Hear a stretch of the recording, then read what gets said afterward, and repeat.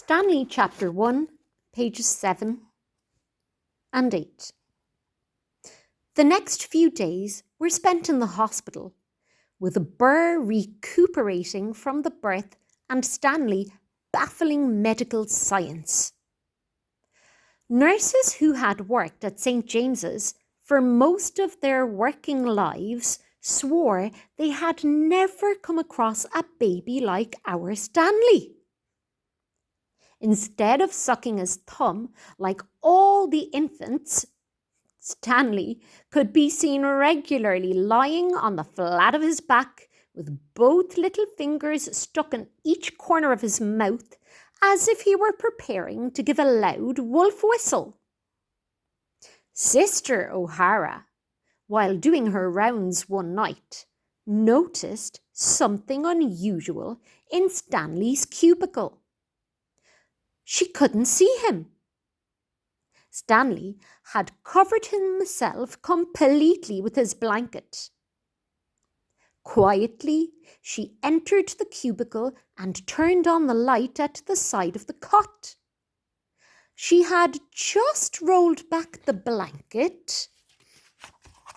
All right, we're turning the page, seeing the little illustration. When she jumped back with a heart-stopping fright. Stanley was lying there with his left foot stuck firmly in his mouth. It may only be a rumour, but a student nurse who happened to be feeding a baby in an adjoining cubicle claims Sister O'Hara uttered a rather rude word before blessing herself and making a hasty exit. The same student nurse did not escape the attentions of our Stanley either, however. She was passing his cubicle later that same night when she spotted Stanley wide awake and gurgling happily in his cot. Pausing to observe this pleasant sight, she thought Stanley jerked his head slightly. She entered the cubicle to have a closer look, and as she did, the jerking repeated.